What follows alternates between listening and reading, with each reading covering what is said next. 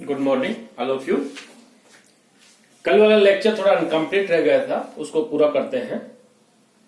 कल आपने पर्णोदित दोलक की कला का आवर्ती अनुक्रिया का अध्ययन किया, यानी कि पर्णोदित दोलक की कला आवर्ती के सापेक्ष किस प्रकार से परिवर्तित होती है।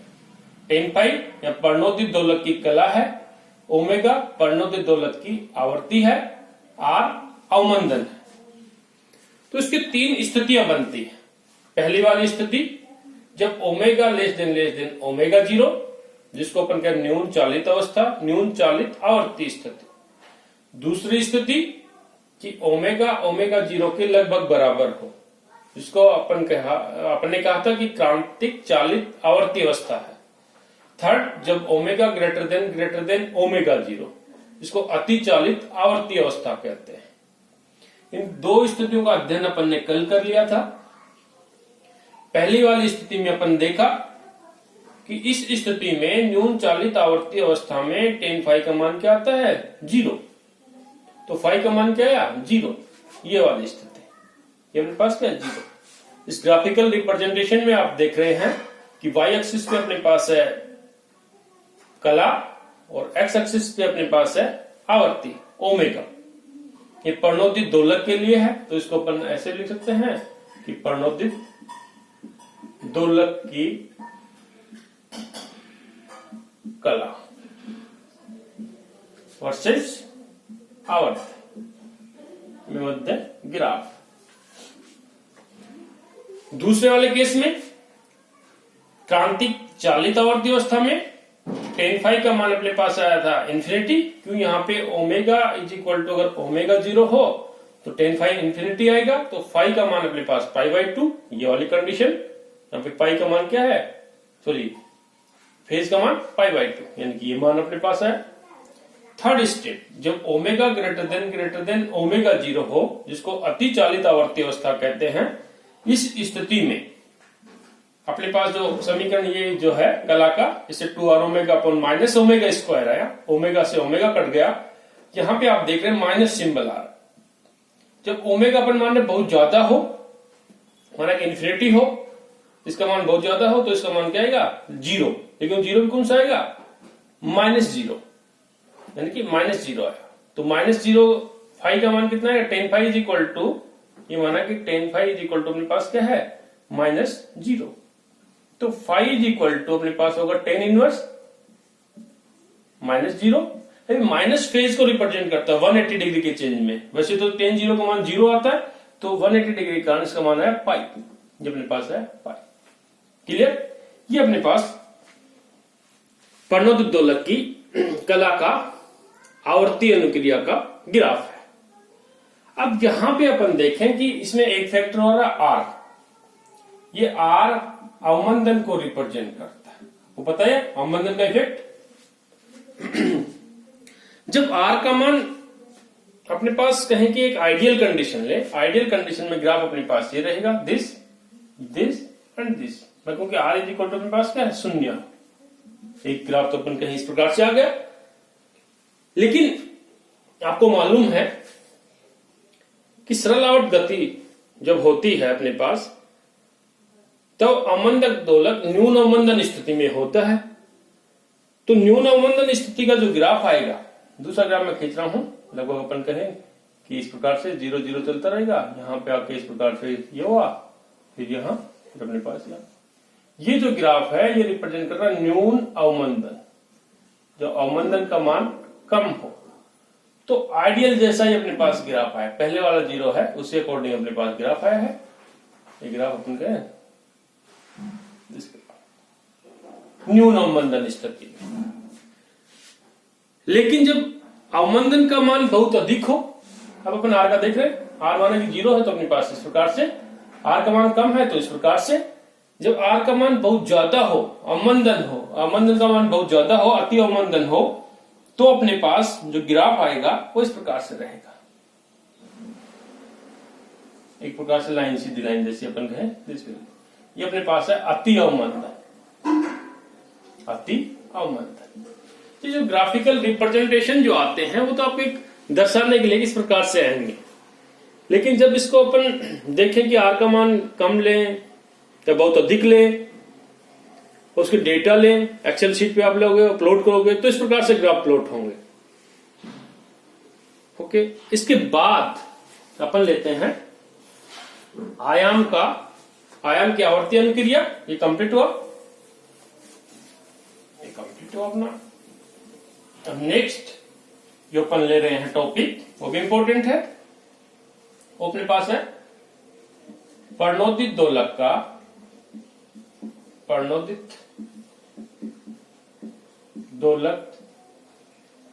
के, एक बार लिख देता हूं, आयाम आवर्ती अनुक्रिया।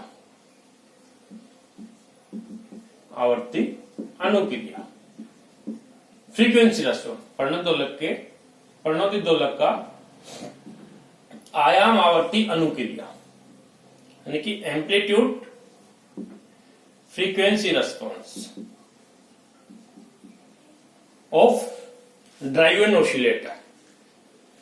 अब आवर्ती अनुक्रिया क्या होती है, पहले तो ये समझना होगा आपको। पहले भी बता चुका हूं कि प्रणोदित दोलक का आयाम आवर्ती के साथ किस प्रकार से परिवर्तित होता है, वो अपने पास आवर्ती अनुक्रिया होती है।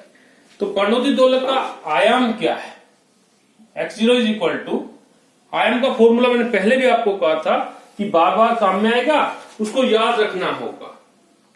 तो 2r omega upon omega 0 square, जो फॉर्मूला अपने पास है x0 is equal to small f0 naught 2r omega, वो अपने पास आता है कला में, ये अल्फा 0 भी रहता है, upon omega 0 square minus omega square का square plus 4r square omega square. ये आपको याद रहना चाहिए। कला का मान tan phi is equal to 2r omega upon omega 0 square minus omega square, और इसका आयाम का मान, जिसको अपन कह रहे हैं प्रणोदित दोलक का आयाम, दिस वैल्यू, क्योंकि x इज इक्वल टू क्या है, x0 sine omega t minus phi कला x0 आयाम, यहां पे x0 अपने पास ये वैल्यू, ओमेगा आवर्ती, ओमेगा 0 स्वाभाविक आवर्ती, r अवमंदन, और small f0 is equal to क्या था, कैपिटल F0 अपॉन m। ये याद रहे।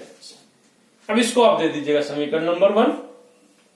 अब इसका आवर्ती अनुक्रिया का अध्ययन करते हैं, यानी कि x0 ओमेगा के ऊपर जो डिपेंड हो, परिवर्तित किस प्रकार से हो रहा है, उसी का अध्ययन करेंगे। तो इसके लिए भी 3 केस होंगे, कि सभी केसेस में अपन देख रहे हैं कि 3 केसेस लेके चलेंगे। ये वाला जो फैक्टर अपने पास आता है, पहला केस क्या, वही न्यून चालित आवर्ती अवस्था,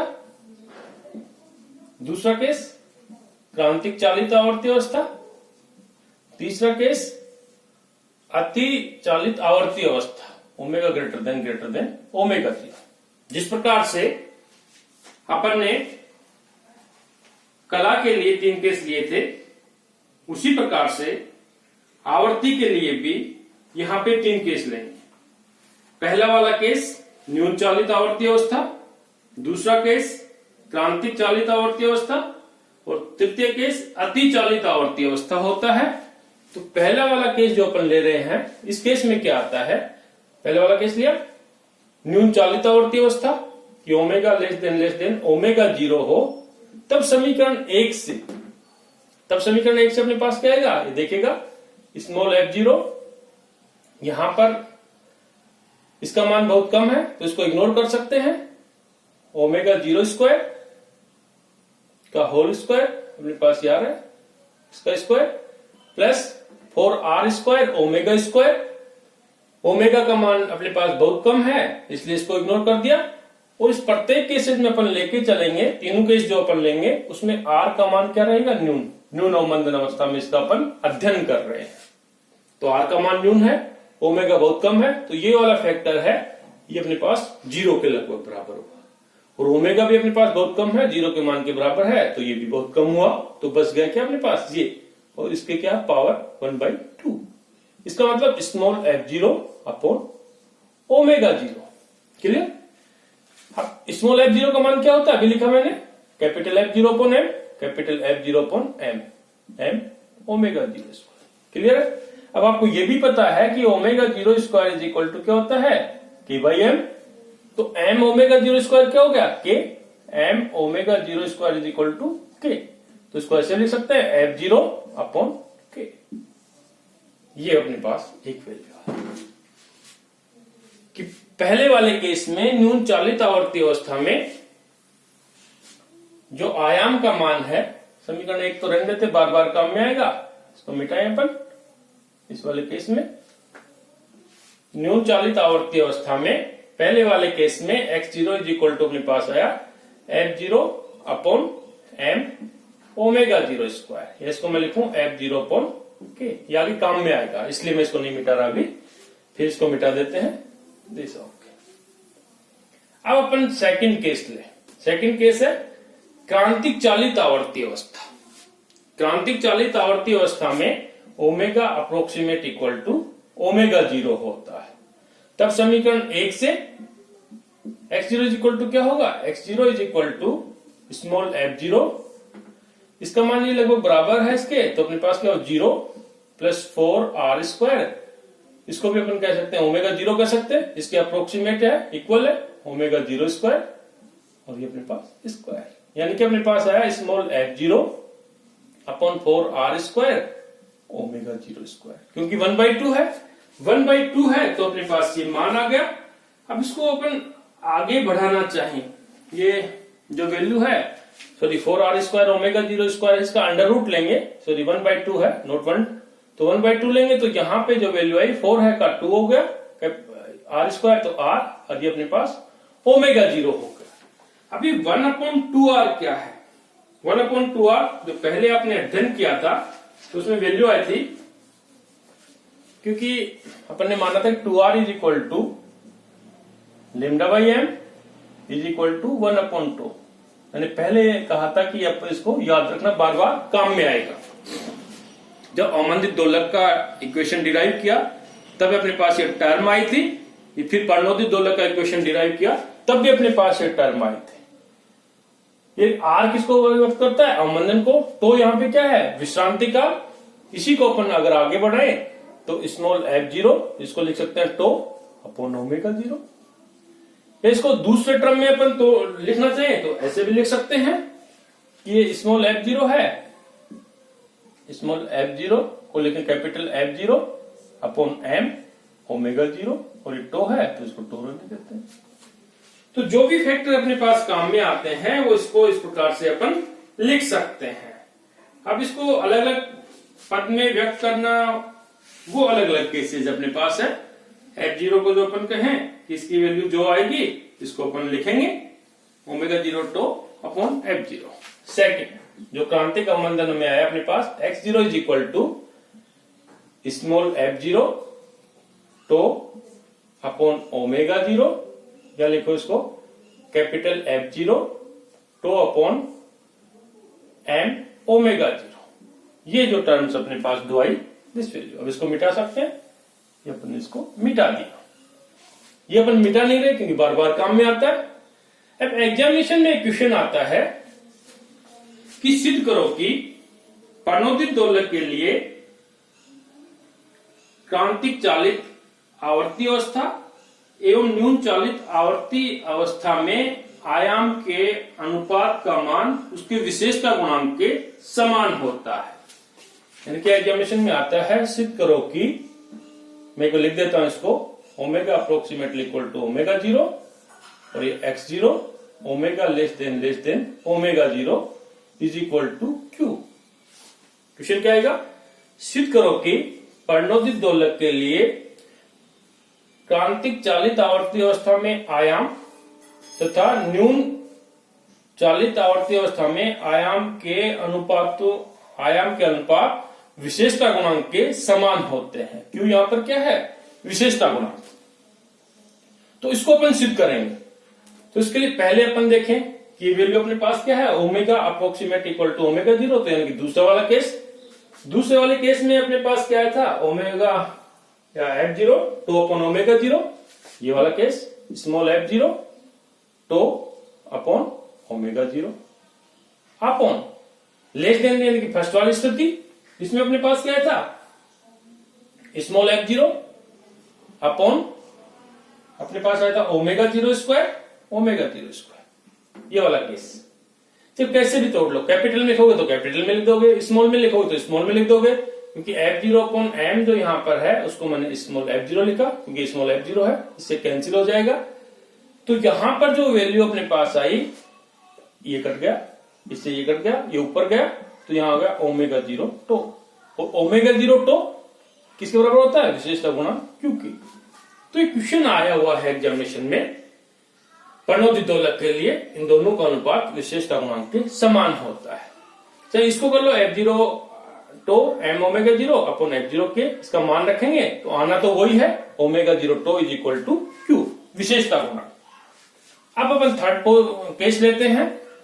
थर्ड केस जो अपने पास है वो है अतिचालित आवर्ती अवस्था। अतिचालित आवर्ती अवस्था में थर्ड केस अपन जो ले रहे हैं कि ओमेगा ग्रेटर देन ओमेगा 0। इस स्थिति में अपने पास जो मान आ रहा है x0 का, x0 is equal to small f0 omega greater than omega 0, तो यानी कि अपने पास क्या है माइनस ओमेगा स्क्वायर, इसका स्क्वायर अपन कहते plus omega 4 plus 4r square, और ये अपने पास क्या है ओमेगा स्क्वायर की पावर 1/2। ये वाला केस अपने पास आया। अब मान लीजिएगा कि अपन ने ओमेगा स्क्वायर को बाहर ले लिया, इसको बाहर अपन ले रहे हैं, ऐसे कर सकते हैं स्मॉल f0 ओमेगा 4 बाहर लिया, तो इसका मतलब ओमेगा स्क्वायर अपन ने बाहर लिया 1, ये तो आप समझ रहे हैं, ओमेगा 4 लिया 1/2 है, ओमेगा स्क्वायर है 1 प्लस 4r स्क्वायर, और ये अपने पास क्या है ओमेगा स्क्वायर। अब चूंकि ओमेगा स्क्वायर का मान बहुत अधिक है और r का मान न्यून है, तो ये वाला फैक्टर अपने पास क्या न्यून हुआ, यानी कि इसको नगण्य मानते हैं, तो x0 इज इक्वल टू अपने पास आया f0 अपॉन ओमेगा स्क्वायर। ये वाला फैक्टर अपने पास है। इसको आगे भी अपन तोड़ सकते हैं या आगे भी इसको एक्सपेंशन कर सकते हैं, f0 is equal to f0 upon m omega square, क्योंकि स्मॉल f0 का मान जो होता है f0 अपॉन m होता है। तो अतिचालित आवर्ती अवस्था में इसका मान ये आया। तो ये जो तीनों केसेस हैं, इन तीनों केसेस को ही अपन आयाम का, प्रणोदित दोलक के आयाम का आवर्ती अनुक्रिया कहते हैं।